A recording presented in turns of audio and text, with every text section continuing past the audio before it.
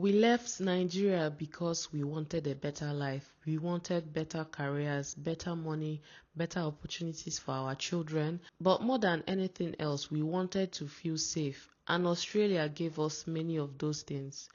But nobody told me that getting the life you prayed for could also mean losing parts of the life you loved. Because if you ask me today whether leaving Nigeria for Australia was worth it, my answer would be absolutely yes, it was worth it. But that answer comes with a very big but. Because there were things Australia gave us and things migration quietly took away from me. My husband and I are both physiotherapists, and when we thought about our future in Nigeria, we weren't only thinking about ourselves anymore. We were thinking about the children we wanted to raise. We wanted them to have better opportunities. We wanted better career prospects for ourselves. We wanted better health care, better salaries, and we wanted security. Living with concerns about kidnapping, killings, and terrorism, including attacks affecting Christian communities, had made security something we thought about very differently. We didn't want safety to be one of the biggest questions hanging over our family's future. So Australia started representing something much bigger than another country. To us, Australia represented possibility. We genuinely thought, let's go there, work hard, build our careers, make good money, give our children a better life. Simple. And somewhere inside that plan was probably, and we will be rich. But Australia said, that's very cute. Because earning Australian dollars and actually keeping Australian dollars are two completely different experiences. Yes, there are significantly more opportunities to earn, but the money arrives and then everybody is already waiting for their portion. There is rent, groceries, electricity, car insurance, health insurance, childcare, saving for a house. You look at your salary and think, oh, that's nice. Then Australia says, may I have that, please? And winter, nobody warned me about the relationship between a heater and electricity bill. But money wasn't actually the biggest shock. Motherhood was. In Nigeria, there is this idea of the village around you. You have aunties, siblings, friends, neighbors, extended family, people who can help.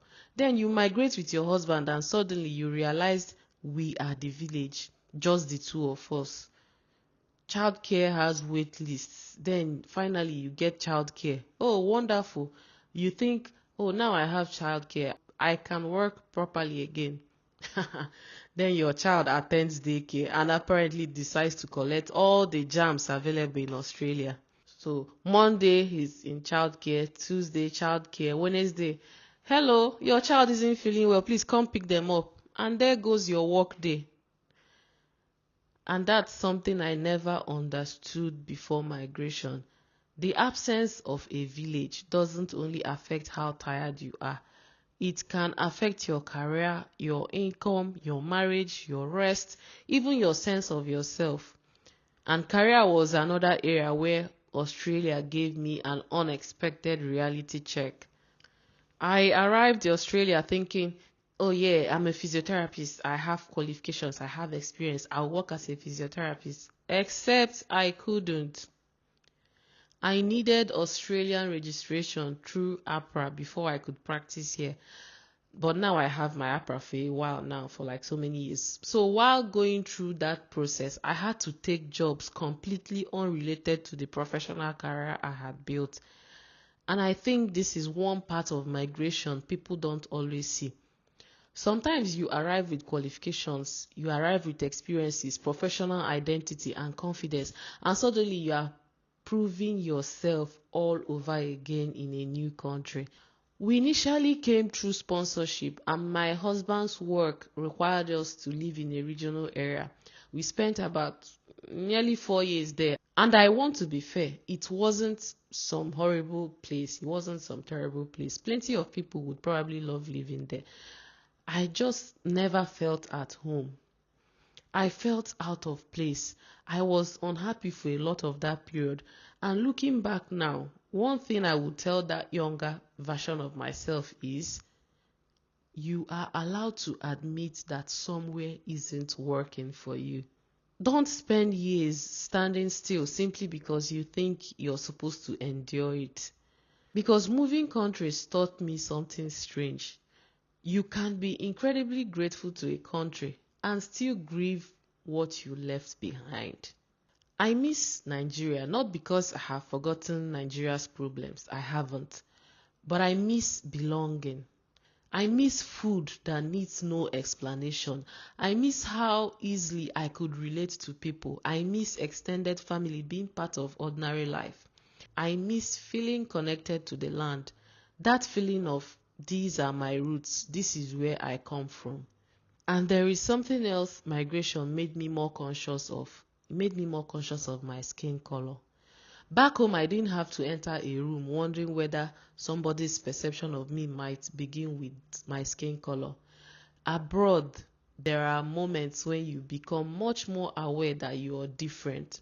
And I think that's one of the invisible costs of migration. Sometimes you gain a new home while having to rebuild your sense of belonging inside it. Australia gave us safety. It gave us career opportunities. It gave us access to Medicare. It gave us professional opportunities and more areas where we could develop as physiotherapists. It gave our family beautiful places to explore, and it gave us a life where security isn't constantly sitting at the forefront of our minds. We became permanent residents in Australia only about a year after arriving, and then I had my second child here in Australia. And somehow this little boy managed to achieve something before his mother, father, and sibling. He became the Australian citizen of the family before the rest of us who came here before him. Because he was born here after we had become permanent residents, he was an Australian citizen from birth. Imagine arriving last and overtaking everybody. And now our own citizenship applications have been approved too. We are only waiting for the ceremony. Moments like that make me realize just how much our lives have changed. And this is why I'm careful when people look at somebody who migrated abroad and they say, oh, she's made it. Because if you looked at photographs of us, you see Australia, you see jobs, family outings, photographs of our children, permanent residency, citizenship, you could easily think, they've made it, they've arrived. No, we are still a work in progress. There are still bills, a lot of bills. We still have career decisions, childcare problems, parenting, trying to buy a home, trying to build something, trying to figure out what the next chapter looks like. Migration didn't magically finish our lives. It gave us a different place to continue building them. So, knowing everything that I know now, knowing the loneliness, the career setbacks, raising children without our village, the bills, starting again, missing home, losing parts of my identity, and having to rediscover them, would I still leave Nigeria and come to Australia? Yes, absolutely. I would do it again. Not because Australia is perfect, it isn't. And not because life here is easy, it definitely isn't. I would do it again because the things we came looking for still matter to me. The safety, the opportunity, the healthcare, the education, career possibilities, and the chance to give our children options that we desperately wanted them to have. If I could sit beside the version of me who was leaving Nigeria and tell her anything, I would tell her, don't allow the struggle of raising children abroad to make you forget that your dreams came on that plane too. Keep building your career, and if somewhere isn't working for you, don't be afraid to move and build again, because starting over doesn't happen once. Sometimes you have to start over after you've already started over.